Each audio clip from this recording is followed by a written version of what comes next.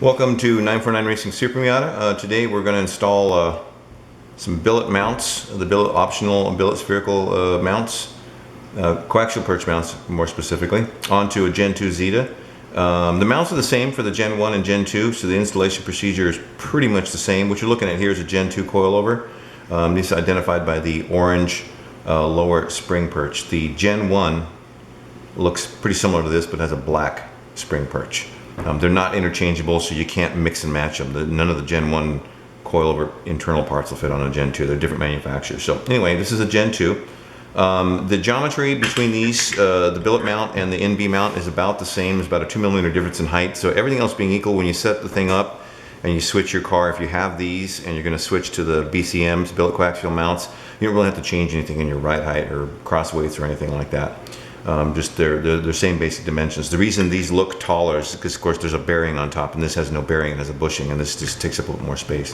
So we're going to start by removing the factory mount. And this is a 2mm Allen key that goes into the one hole. There's a set screw. Just crack that loose. Pull off your adjuster knob there, and then you'll undo the top nuts. It's a 19mm wrench flat, so you'll pull off your 19mm nuts there, and these will be reused. The other parts for the NB mount are not used. Now, I say NB, that's a chassis code. The first generation Miata is an NA chassis. Second gen is an NB, Nancy Baker. That's a factory Mazda plate. Our shock is designed around this plate. So when you buy a Xida coilover with mounts installed, this is how it comes, just the way it was just now. So you'll pull off that factory plate, set that aside, you won't use it. There's a top washer and a bushing. We'll not use those. The spring locator, this is specific to the NB hat. You will not use that either. And the lower bushing, a little different size than the top bushing. You'll pull that off and not use that. And then the washer. You got to make sure you get that washer off there. So I'm going to go pull the spring off so you can see what it looks like. That's the bare shaft and then the bump stop. So that's what you're going to end up with when you're done. Then you take your whole mount, and it'll have a zip tie holding it together. So you'll take it all apart like so.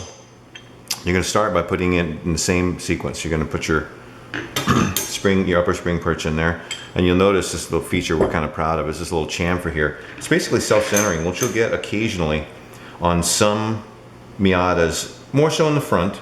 When you have a really stiff spring rate and the car is really low, there's no preload on it, so the spring drops all the way down. And when you raise the car up, even with our helper and they're taking up some of the slack, you will still have a loose spring. It'll be slightly loose. What'll happen is this thing will self-center. So if it comes off slightly like this when the car's up on the jack stands, when you lower it back down, this will all self-center. You'll feel it click all into place.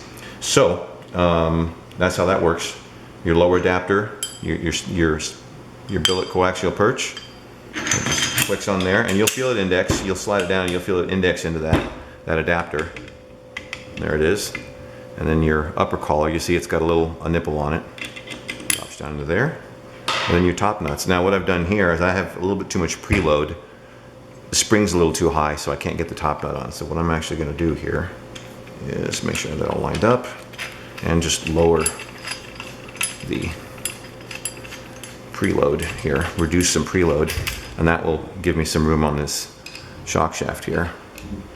Expose some threads so I can get the top nut on, and that's pretty much it. Now with the bushings, you put a little bit of preload. This one, you'll feel it snug down and stop. There's no give in it. In other words, it's solid metal all the way down to the shaft. So you will turn this down and you'll feel it come to an abrupt stop when the assembly is all bound together. I'm going to go ahead and snug this down so you can see how this thing operates. So that's snugged down, and then once that was down, you tighten that down and then put your top nut on. Not a lot of torque on this. This is going to be like, 6 to 8 foot-pounds. Very, very light torque on that. Just good and snug. Doesn't have to be freaky tight. What holds it in place, of course, is the jam nut. Locking this one against that one with 2 wrenches, and you lock those together. Now, if you're wondering what a coaxial perch is, this is a brand new one. It's a little sticky. Let's see if I can move it here. And they're brand new. They're a little tight. I'm going to have to thump it with my hand here. There we go. Now, obviously, once it's been in the car and used a few times, this will free up. But you'll see here that the mount moves independently of the shaft. And this is the key function of a coaxial perch. That's what they mean by coaxial. You've got a spring perch and then a body mount, and they're on the same axis, so they're coaxial. That's what that's referring to. What this allows the shock to do is it cycles up and down in the car.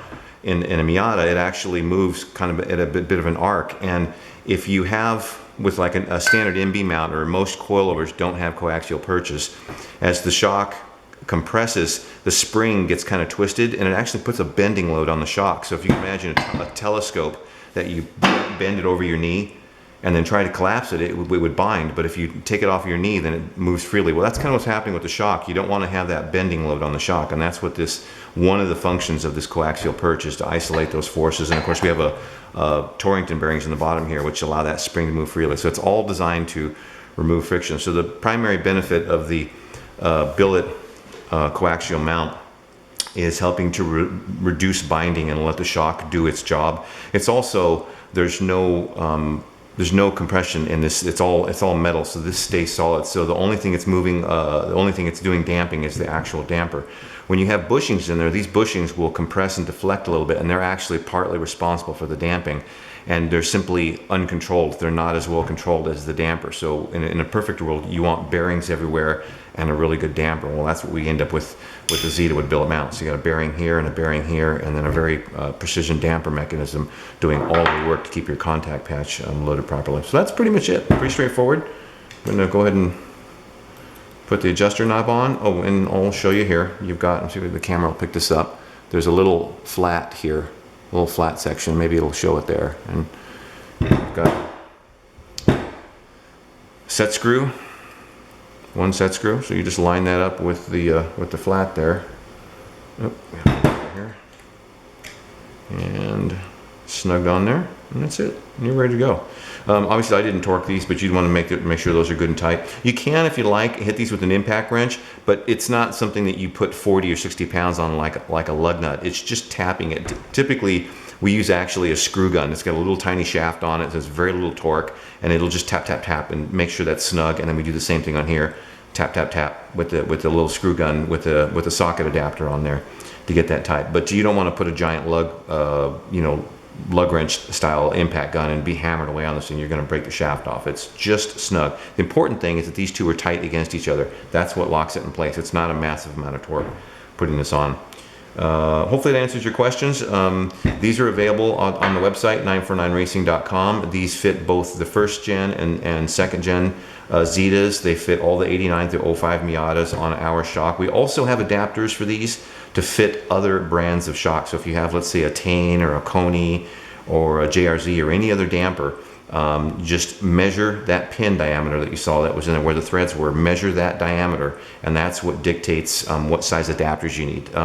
The Xida is a 12, and some other shocks use a 10. So just measure that and make sure it's a 10 or 12 millimeter. Order the correct adapters. This is a 2 1/4 spring, so this spring adapter is in a 2 1/4, but we also make a 2 1/2, and then a 70. This 2 1/2 would be like your standard spec Miata, Eibach, ERS, and eBay coilovers.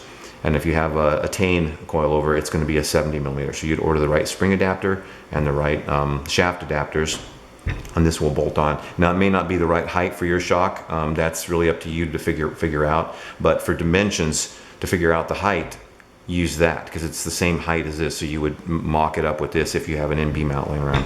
Hopefully that answers your questions. If not, visit Supermiata.com for our information on our race series, 949racing.com to learn about the Xidas and all the suspension products, and info at 949racing if you have any tech questions. See you at the track.